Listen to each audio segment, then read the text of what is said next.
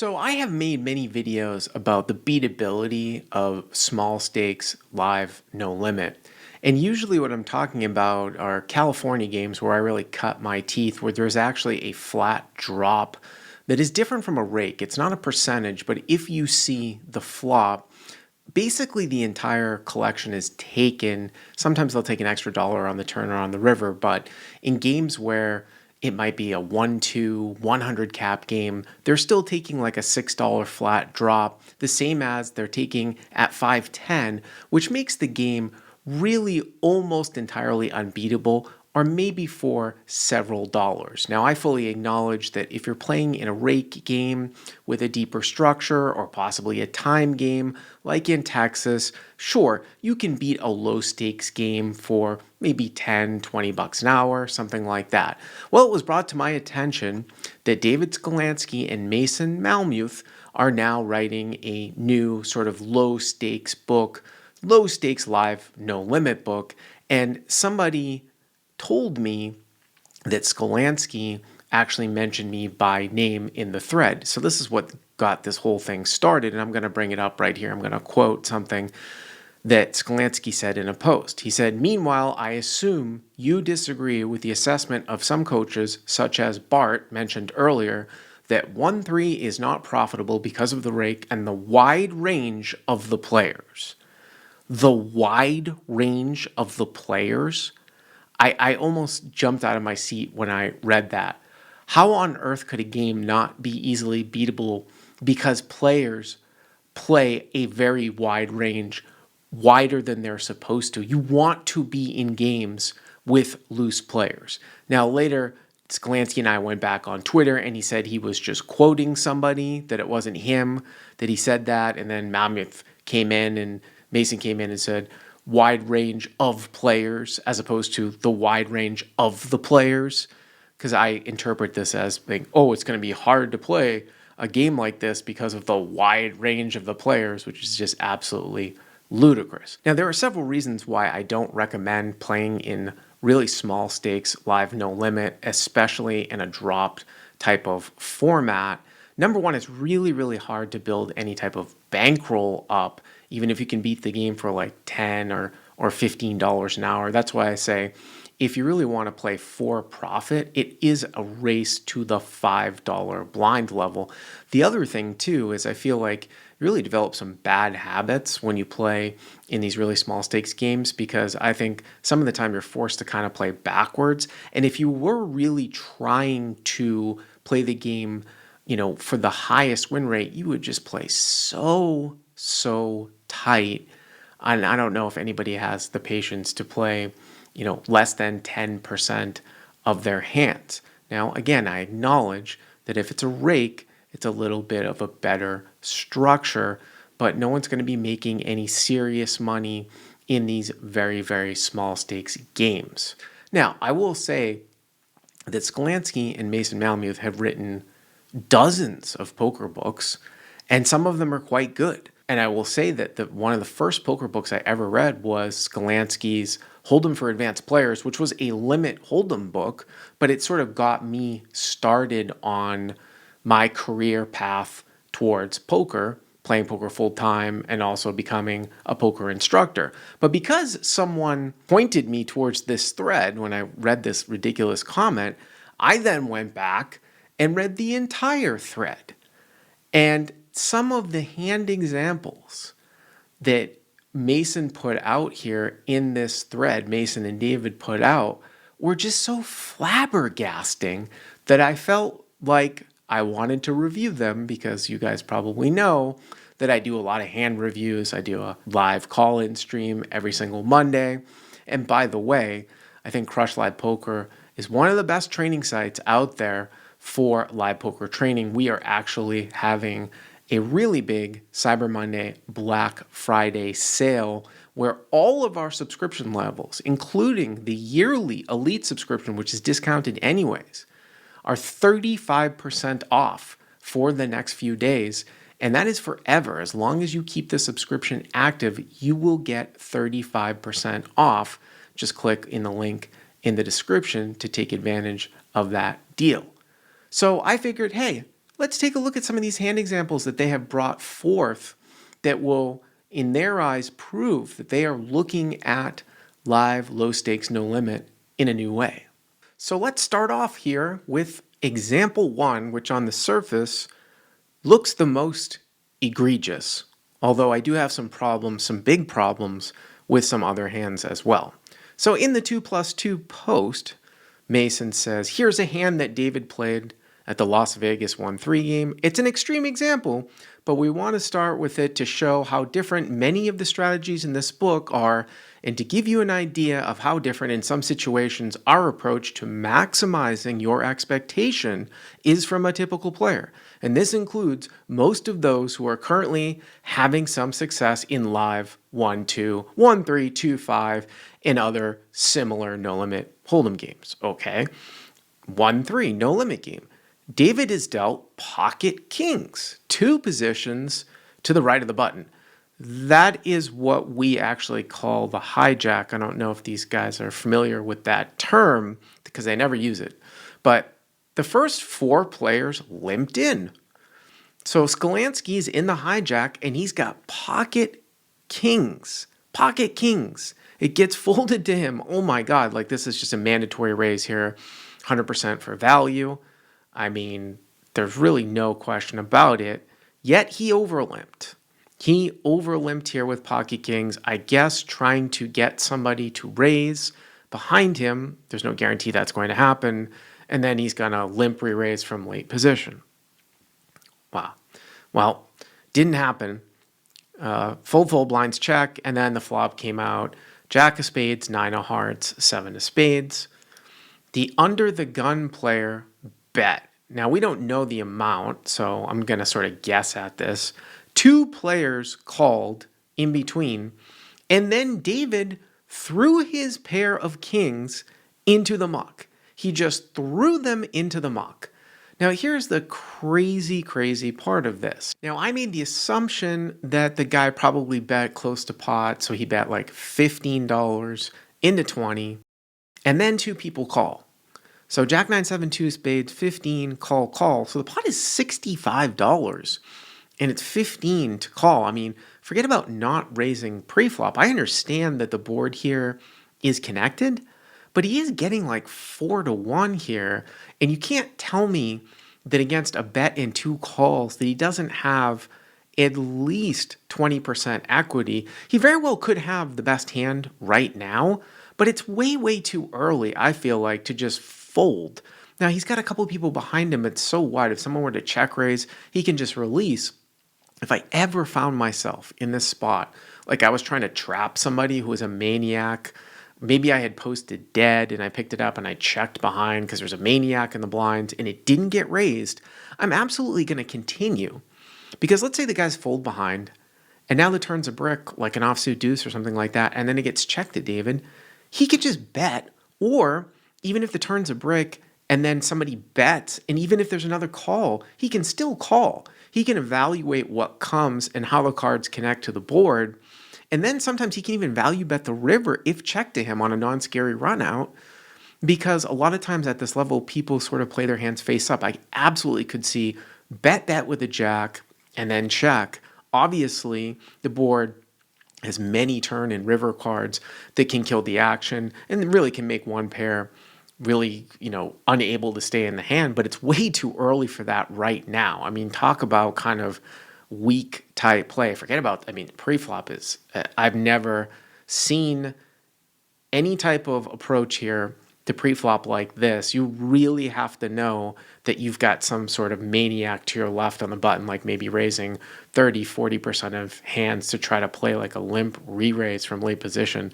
This one was really head-scratching to me. Now, he does say that he would not have folded if the board had come out like Jack, 7, deuce, rainbow. So, he says, this example should give you an idea of what this book is about. To be specific, it's playing your hands in the way that will exploit the weak players to the maximum. And as you can see from this example, some of the ways to do this aren't the ways that are generally advocated by the current crop of poker instructors and poker coaches, as well as some who've been around. Well, man, we've been around, to know that you raise pocket kings pre-flop, and getting 4-1, I'm going to continue on this board. Example 2. This hand was played by David. Under the gun in a 1-3 game at a full table, David held ace-king of spades. Instead of raising first in, as most poker instructors, like myself, would recommend, he limped for 3. And he got 3 callers behind him plus the big blind. I don't know if he was going for a limp re-raise or what, but I can tell you in these games, you should be raising for value. You're going to have all kinds of dominated hands call. Anyways, after the rake, there was $15 in the pot. The board came out king 9-4 with 2 clubs. And, well, David had top pair, top kicker. He actually bet. Good. He bet 15 and he got 1 caller. And now the pot was $42 minus the rake. And then he realized that his opponent only had $80 left. The turn was the 10 of diamonds. Of course, Queen Jack comes in. And now David bet 80 all in. So he double bet or bet over the size of the pot. And the guy called him.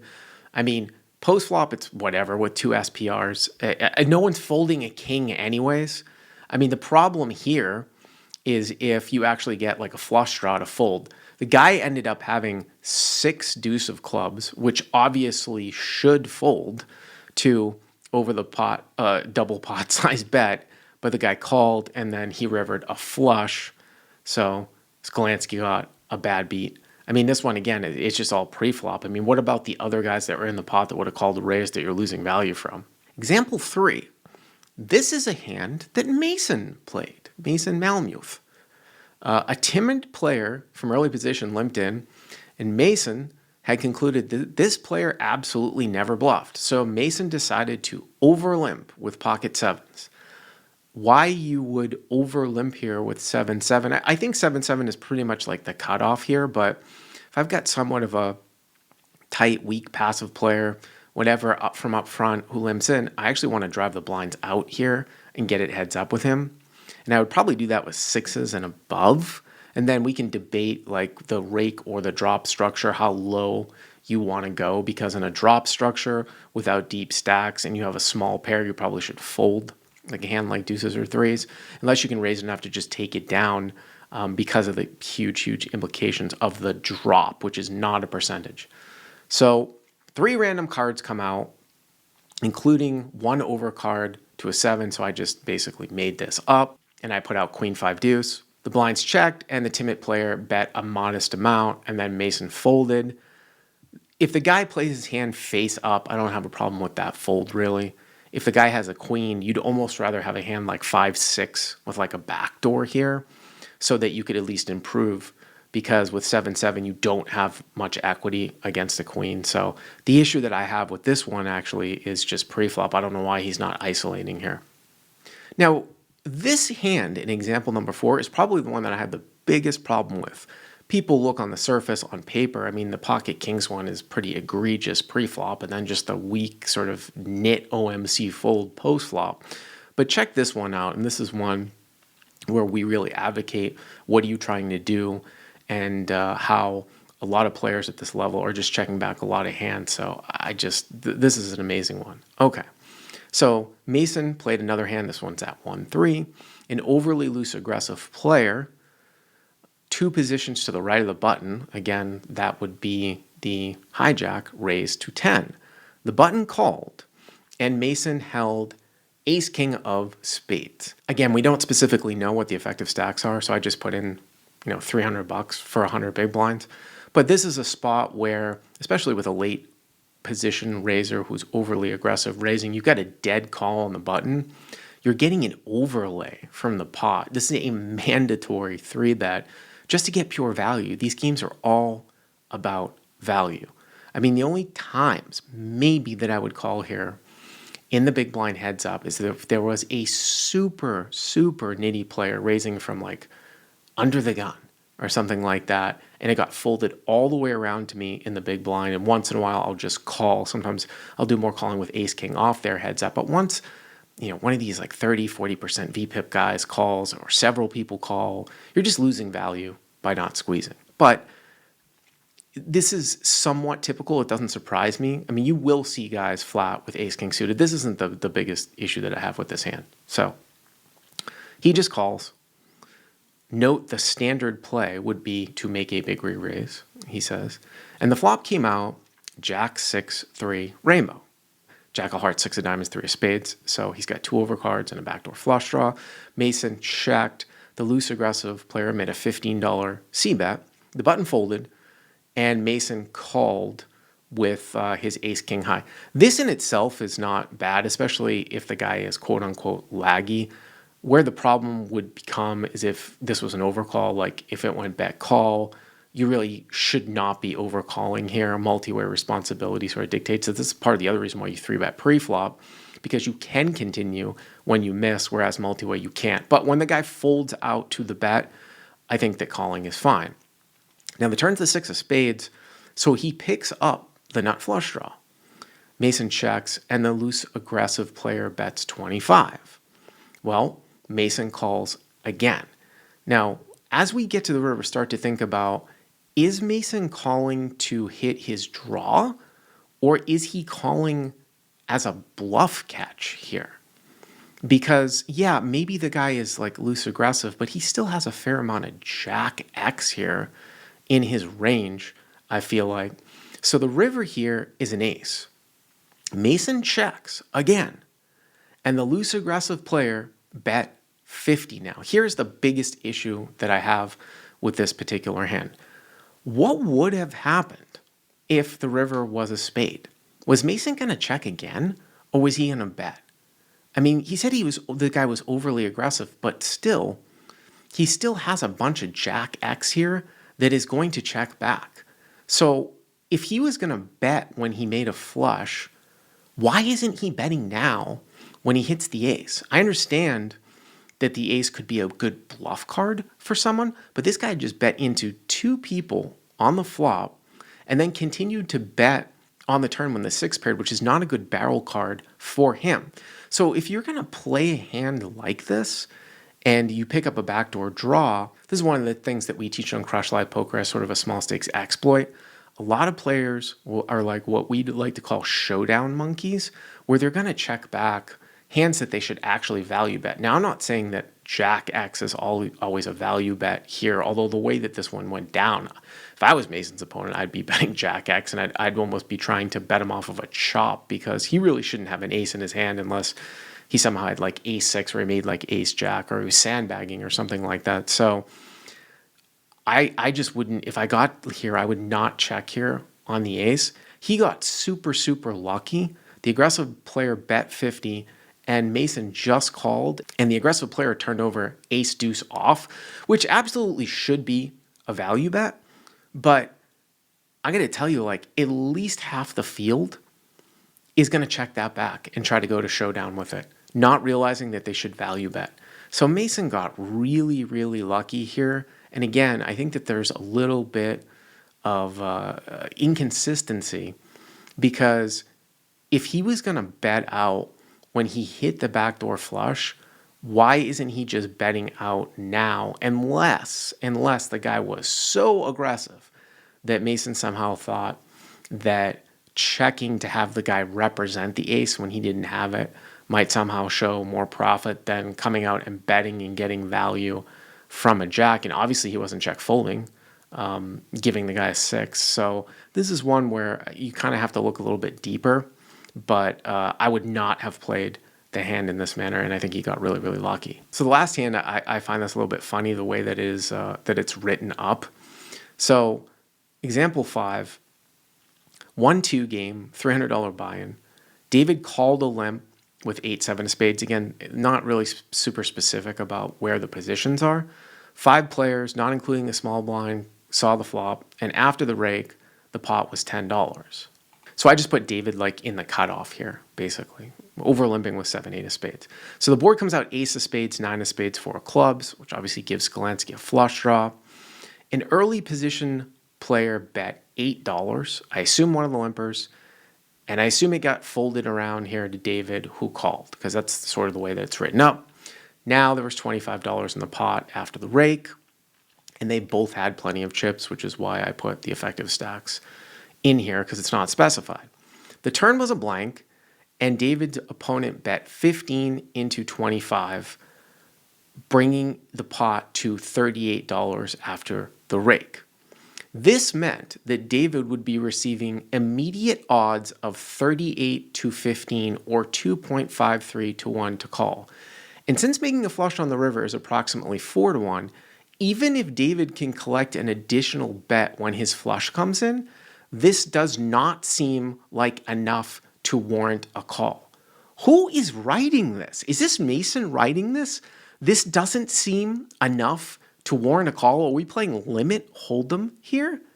Sure, the odds of making a flush with one card to come are 4 to 1. I mean, when he bets 15 into 25, he's getting about 2.5 to 1 anyways. After the rake's going to be 38. But he's already if he calls, he's making $38. And this is how we do it with math. It's pretty easy, right? All you have to do is take your odds, your equity, and multiply it by the bet size, right? If he needs 4 to 1, he only needs to make $60 by the end of the hand to make this a profitable call. When he calls the 15, you add that to the pot size. So the pot is going to be like 52, something like that after the rake. So he only needs to make another $22. So can he bet $22 into a $52 bet at the end and get called? I mean, that's the break-even point. That's not even half the size of the pot. So I don't even know what he is talking about here. One of the things that people, I think, really do undervalue the value of draws. I'm going to use some even numbers here. I know with the rake and stuff, but let's say 15 into 25, right? You're calling 15 to win 40 right now. You only need to make $60 and you're already winning 40. So you put the 15 into the 40, the pot's now 55, and can you make 20 bucks more? But even if the guy had bet full pot, let's say that he bet full pot into 25. So now the pot would be 50. You're calling 25 to win 50, and you need to make 100. So you add your call to the pot size, and right now it's 75. So at the end, if you make your flush, can you bet 50 into 75, 2/3 the size of the pot, and get called? And like these games, a lot of the times the answer is yes. So this isn't even close.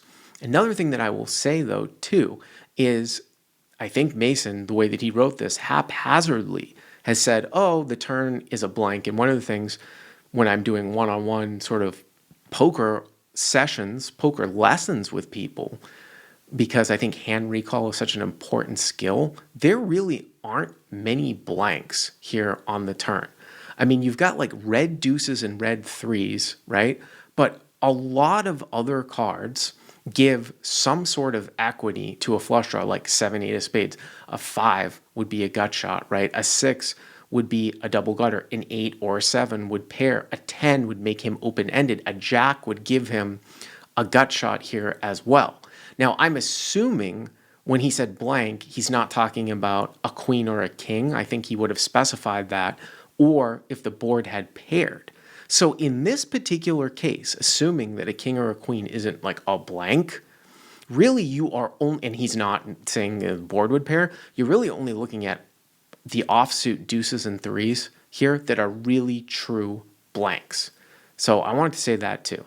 Anyways, David went on to make the call, and then the flush card came in, and the early position player checked, and David bet $70.